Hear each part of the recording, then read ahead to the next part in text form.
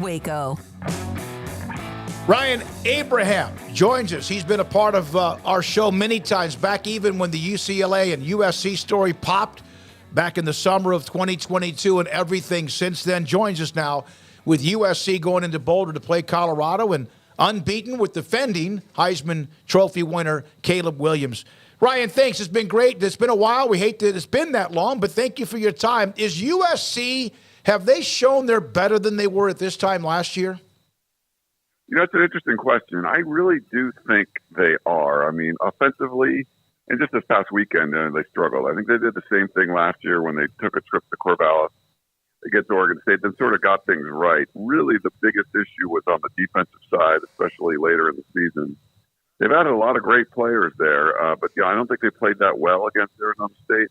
But I feel like overall this is a better team than what we saw last year. But I would say their schedule is tougher than what they were finishing with last year too. So we'll see if they've added enough talent to overcome the tougher schedule, because the Pac-12 looks really stacked right now, and they got some extremely tough games coming up from teams that's just been looking really good out there on Saturdays.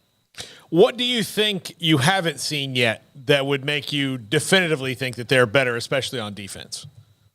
Yeah, I mean, we didn't see as many missed tackles that we saw later in the season, and they've just been extremely poor, especially last year, at stopping explosive plays. And I feel like they've done better at generating stops, more 3-and-outs, getting opponents off the field. But when they don't, they just seem to give up this big play. A couple of tackles get broken in the secondary, and they go for touchdowns. And we saw Cam Scatteraboo for Arizona State just really kind of go through them, catching the ball, running the ball, even throwing the ball.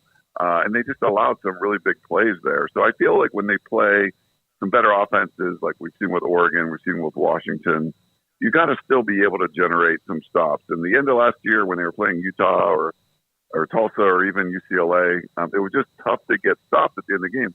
Opposing offenses were just able to kind of get what they want. So I want to see them play some better offenses and kind of get the same number of stops. You're going to give up points. It's college football in 2023, but getting some of the stops that they weren't getting last year, if they can do that, then I would think they're definitely better than they were last year. Ryan, has there been anything noticeably different about Caleb Williams' game? It was already pretty top-notch as the reigning Heisman winner to begin with, but anything notable just from what he worked on during the offseason that you've seen early on here? Or is it just picking up, business where it left off last season? Yeah, it's tough. You would say he had sort of an average game in Tempe against Arizona State, but he threw for 3 touchdowns and ran for 2 more. He's like 5-touchdown day. You're like, it wasn't his best. And which is kind of funny when you think about it. This was the first time he played the whole game. He only played one half against Stanford. But I feel like it's him, it's the offense, it's kind of the continuity. They just looked a little bit out of sync. Once the play got going, he can make his magic. He can go back there, and if the pocket breaks down, he can run away, find somebody downfield. I think that's still there. They look a little out of sync, sort of getting everything in and getting the right play called and all of that. But I think they struggled with that a little bit on the road last year as well. But it seems pretty much, business as usual. I think he's, certainly working on some things. And sometimes it seems like they're trying to do something just because that's what the game plan going in. Like, they were really effective running the football with Marshawn Lloyd against Arizona State. And and a lot of fans wanted to see them run the ball more. He's averaging 11 yards a carry. And they seem to be working on other things in the passing game. So I think it's still kind of a work in progress, but he seems about the same where he was. And, the standards are higher, obviously, because you're the reigning Heisman Trophy winner. It did seem to me that he was running for his life. Not a lot, but he made one like Heisman moment type scramble when he did like a 360 or pirouette. It was pretty impressive. But is he getting enough protection? Yeah, that's a good question, too. I think there are 3 transfer starters starting on the offensive line, but it's a veteran group. There have been some issues with the center exchange. And Justin Dedich, who's a 6-year guy, has moved over to center, came in as a center, but played mostly guard. And I think some of the offensive line continuity that you either have new players there or players playing in new positions. So it's really a different offensive line than what he had last year, even though he's got a couple of the players that were around last year as well. So I think that's another thing I think you want to look for going forward. But he's sort of he's kind of be the eraser back there, even if there's some issues on the line, he seems to be able to kind of fix those. But you'd like to see, better protection. They did run block really well, like they were opening up big holes. But sometimes people are just teeing off on Caleb, and they got to do a better job of just giving him a little bit more time so he doesn't have to run for his life and make his magic happen like he usually does. Do you expect USC to maybe not copy the game plan because they're different, but attack Colorado the same way Oregon did by running it kind of right at them, maybe a little bit more than they would normally? I mean, yeah, I feel like, college football, especially in the Pac-12, we just see different stuff from week to week. That was a super motivated Oregon team, and they were going to just come out and blitzkrieg them and do whatever they could. I mean, they were going, fake punts on their own side of the field, early in the ball game. I feel like that was like a personal thing for Lanning there. So, or Dan Lanning, sorry. Then we, for USC, I think going in, they're going to run I think they heard the sort of fan reaction to not running the football enough. So I feel like that's going to be part of the game plan, but they love to get everything going through Caleb. And usually the game's getting started by him. Maybe it's a short pass that looks like a run. He kind of gets the ball in his hand and he sort of gets things going. And then once he's rolling, they kind of get the run game involved. So I don't think they're going to change that up too much, but I think you're going to get a motivated Colorado team that just, they know they got their butts kicked up in Eugene. And I think USC is kind of motivated too because they had their kind of stinker game in Tempe last weekend. So I feel like this is good. You're going to we see this a lot in the Pac-12. Like a team goes down one week and then they come back the other. These are two teams that should be on the up going in this week, and we'll see which kind of responds better and plays a better game than what we saw from the effort last week. Man, their upcoming schedule, Ryan, you guys are going to be covering a lot of big games coming up. Starting with this weekend, but these next 6 weeks outside of, I guess, Arizona and Cal, all of them top 10-ish type teams at the moment. But this one with Colorado, obviously they fell out of the rankings, but they still got that buzz. You've seen the TV ratings. What kind of a buzz is there for the Colorado game this year as opposed to, all the other previous matchups? Is it pretty significantly different as far as just the people interested in this particular contest? Yeah, it's significantly different. And it's funny because, last year the 111 team for Colorado was one of the worst I've ever seen. They were just terrible.